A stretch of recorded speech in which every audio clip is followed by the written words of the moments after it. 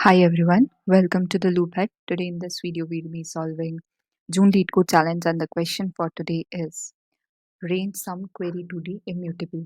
The question is medium tagged and it states that given a 2D matrix, handle multiple queries of the following type.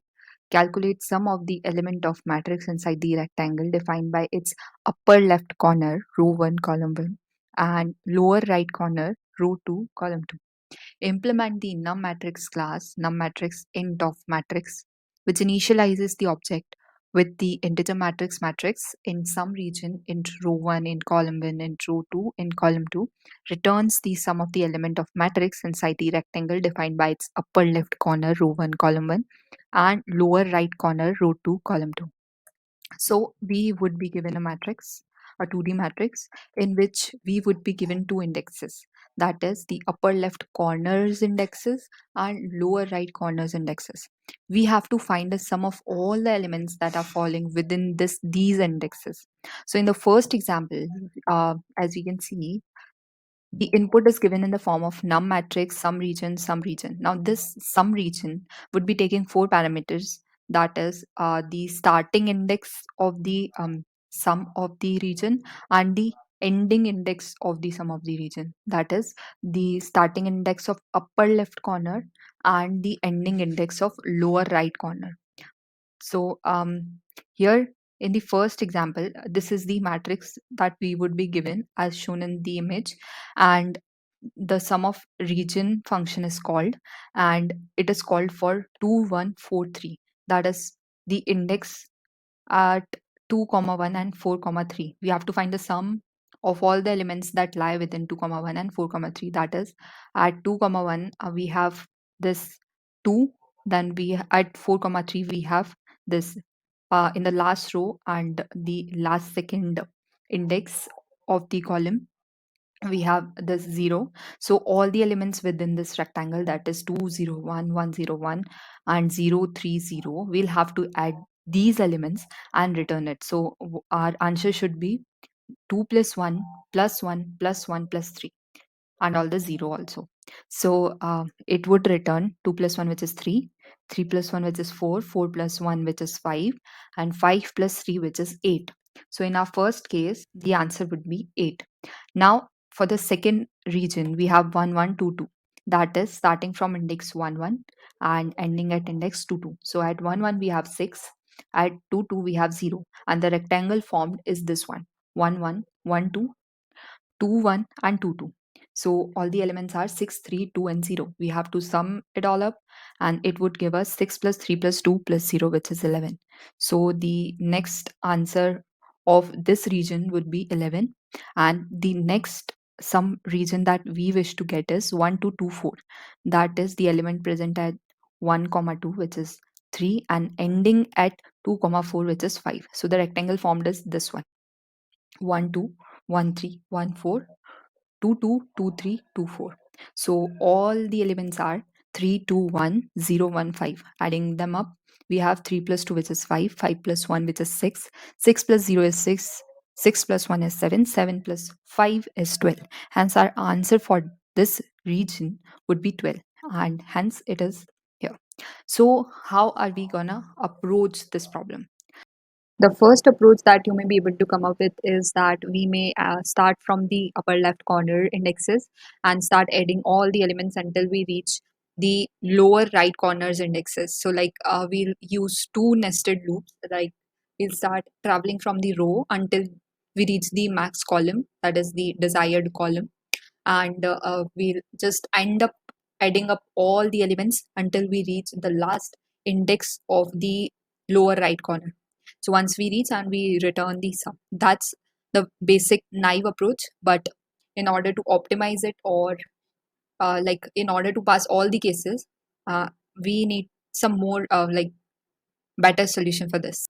So we are going to break this problem into sub problems. That is, we would be traveling from column 1 to column 2 in each row. Like we have to travel row wise and calculate the sum of each row from starting from column 1 and ending up at column 2. And the resultant sum would be the sum of all rows we have been traveled through. So let me visualize what will be happening over here. what if we had this 1D array in the form of the first row of this example, let us say. So the cumulative sum at each index would be something like, at the first index it would be 3 only because we have nothing, and now 3 plus 0 is 3 again, 3 plus 1 is 4, then 4 plus 4 is 8, and at the last we have 10. So this is what we have came so far. So it would be like, before 3 we have nothing, so it would end up at being added as 0. So what if we wanted the sum of these 3 columns? What we will do is we'll take the sum of all these elements starting from the first index to the expected column index, and just subtract the starting column. Like we have to start from the the second column. So we'll just subtract the first column sum from all the columns sum, and we'll get the result. So like here, till this index we have the sum as 8, and the first index is summed up to 3. So 8 minus 3 is 5. This is what we wanted. 0 plus 1 plus 4 is 5. This is what we'll do for each row. Let me just take you to the code for this. So we'll be having mn as the length of matrix, which is the row number of rows, and length of matrix of 0, which is the column number. So we'll declare an array with all elements at 0, and the number of rows would be 1 greater than the actual number of rows present in the initial matrix. So this is 0 for j in range of n plus 1, or I in range of m plus 1. We'll travel to each um, element and just update it with the cumulative sum of each row. So for r in range of m plus 1, and for c in range of n plus 1, will change self.bp of r. And one more thing, we have to start it with 1 because we have to keep the first row and first column's element to be 0 only. So we'll start with 1, and now it will be self dot bp of the previous element, that is, row remains constant and column is the previous one, plus matrix of, since in the matrix we have 0 based indexing, so we'll just have the previous element in the matrix. So this should do the work. And yeah, let us see whether it works or not. And before that, let me just zoom it in and see.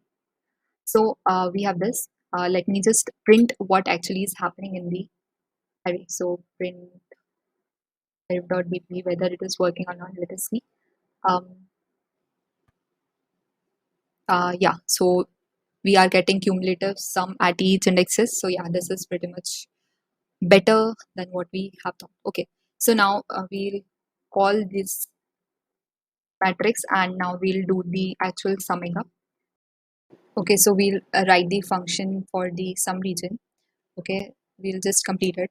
So we'll be having the current sum as 0, and we'll start traveling for each row. So for I in a range of row 1 plus 1, since in the DP array we have the shifted the cumulative sum towards the 1 based indexing kind of thing. So we'll be traveling it from row 1 plus 1, and I could have written row 2 plus 1, but since the range does not include the last element, thus it has to be row 2 plus 2, and we'll be summing up out plus equal to self dot dp of I, and it would be column 2 plus 1 because this is the last index that will be traveling, minus self dot dp of the um, elements that we don't have to include. So this will be I and column 1, and we just have to return the output, and this should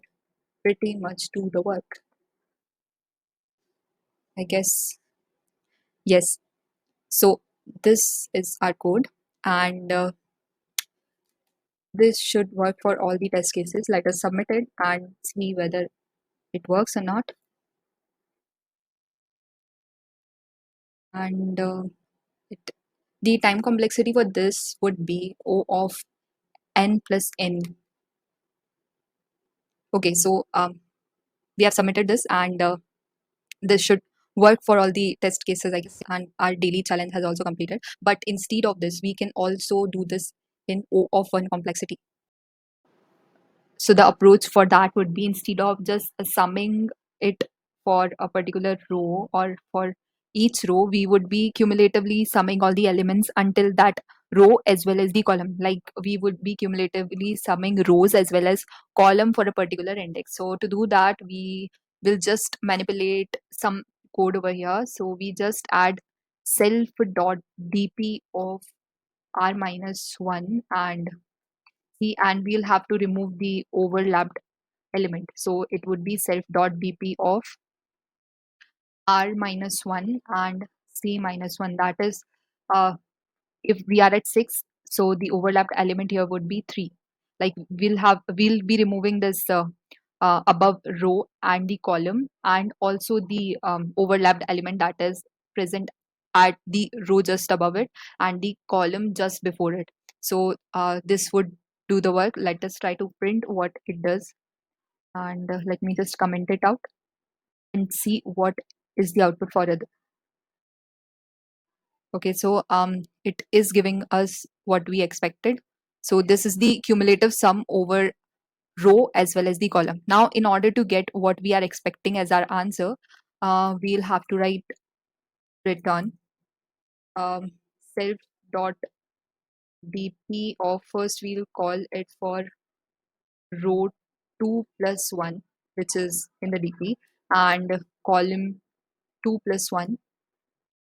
Then we'll remove self dot dp of the next row or the current row and the previous column, which is column 1, and also remove self dot dp of row 1 and column 2 plus 1, and at last add the previous overlapped element, because it has been removed 2 times, so it need to be added once. So this is row 1 and column 1. So it should work. Let me just see it. And yes, again, it is being accepted. So this is a solution of O of 1 time complexity. Let us try submitting it, and let me just zoom in to the code so that you are able to see it clearly. So yeah, so what we did over here is we just did this thing. We added dp of r minus, that is dp, the element present in the dp array in the previous row and the same column, and removed the overlapped element because it has been added already once. So while creating the dp, we have to remove the overlapped element, and while summing up, we have to just add it again because it has been removed twice. So this is done, and now let us submit it. It should be accepted because this is of 1 time complexity, and it does give us the right answer. And yeah, see, the runtime has reduced, and this is how our code works. And let me just zoom in so that you can see the whole code. This is our code, and we have done our third day Leetcode June challenge. If you like this video, hit a like button. Please subscribe and share with your friends. Until next video, stay tuned. Thank you. Bye bye.